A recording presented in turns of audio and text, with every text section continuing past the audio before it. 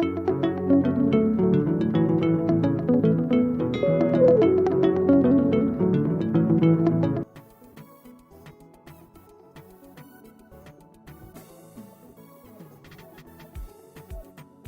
name is Badru Ssekitooleko from Uganda.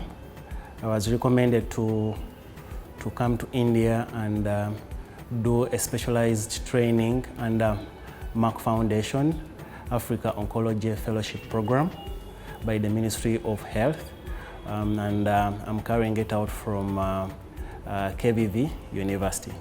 The key challenges in Uganda in oncology are quite diverse, ranging from human resource, diagnostics, and then the treatment. Especially in my field, specifically the field of uro-oncology, we've not been having a uro-oncologist in Uganda, so I'm lucky that I'll be the first uro-oncologist in the country. We are a number of urologists back home, but someone specifically trained to manage genitourinary cancers, at least we've been missing that. Despite the huge number of patients that we do have. The oncologist is doing the medical treatment, those we have in plenty, the radiotherapists, yes, they are there. But the component of surgery, that's where we've been missing, and we hope now that gap has been bridged.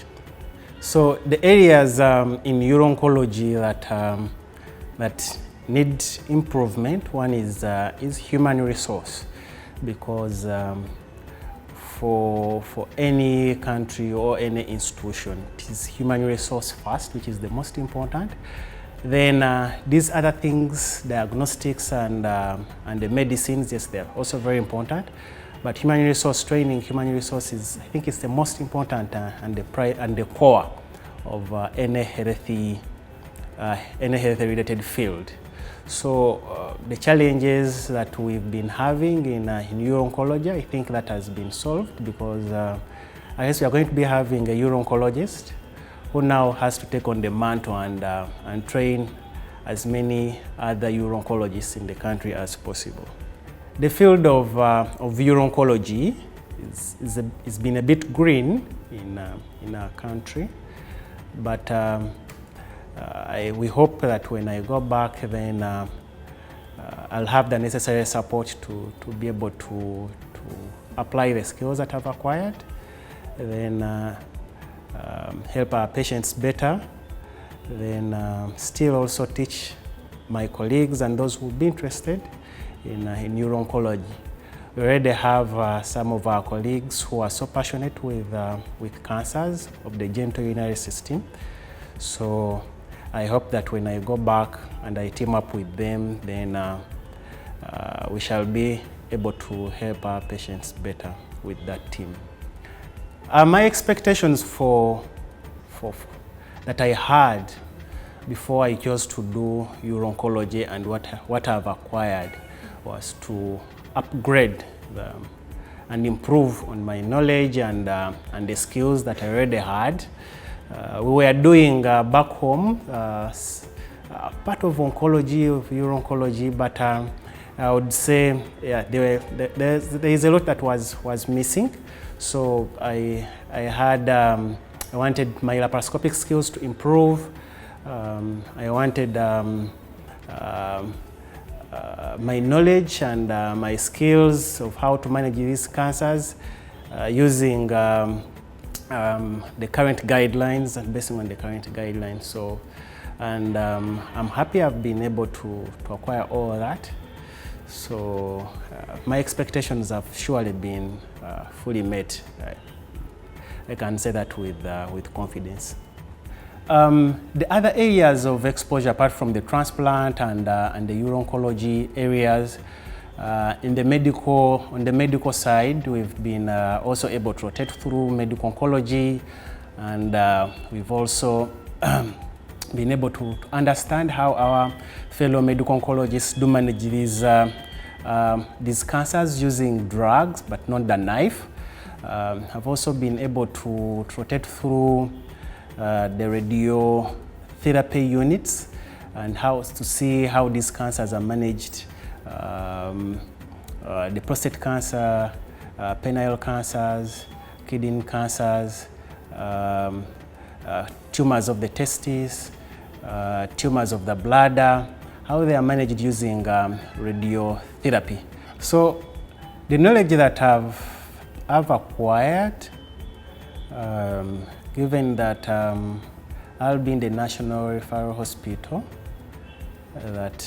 where we are having, which is a teaching hospital, and we are having all sorts of patients.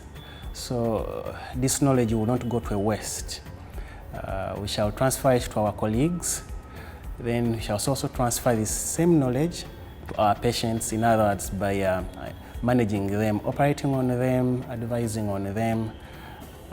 them,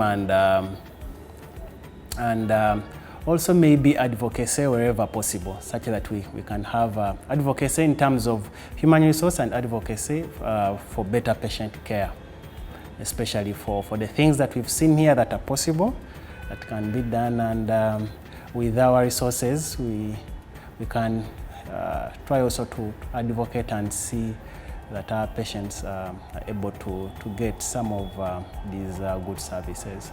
So the new aspirants of the training of uro-oncology, it is very important that before you come to India or any other place, it is important that you've understood at least the basics. When you come to these countries and you had good basic urological training, it becomes simple for you to work with these colleagues and the teachers to teach you. It becomes very hard if you are green, you've not been operating, you've not seen these cancers before. Teaching becomes a little bit hard. So my advice would be that before someone comes, you at least work with a senior in your country, then it teaches you these basic skills before you come back here, you come this side.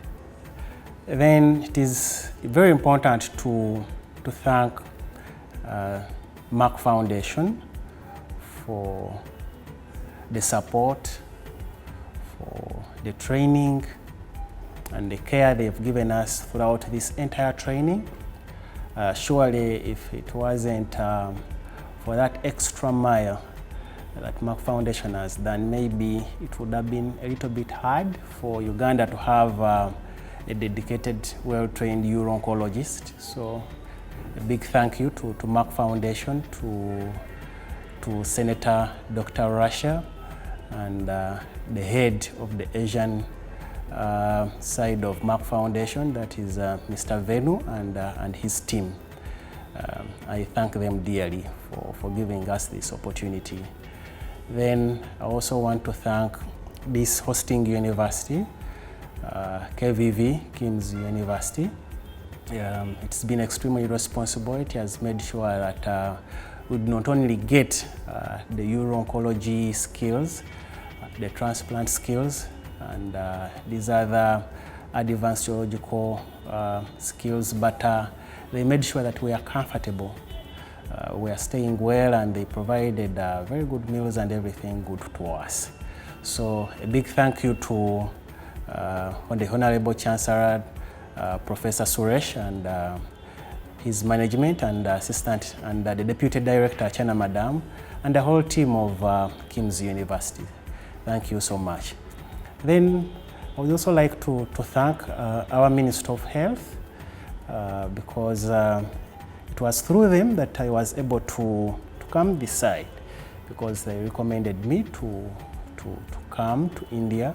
They recommended me to get sponsorship through Merck Foundation and come here. Otherwise, it would be extremely very hard for me to be here. So I'm also still actually expected, when I'm done, to go back to my ministry, and I tell them, wherever you sent me, I'm back, so you can deploy me wherever you want. So I'm very grateful to the Director General, who actually signed, Dr. Mwebesa Henry, and the Permanent Secretary, who gave me a study leave, Dr. Twine Diana, and the Minister of Health, Dr. Acheng Ruth. Thank you very much. Uganda.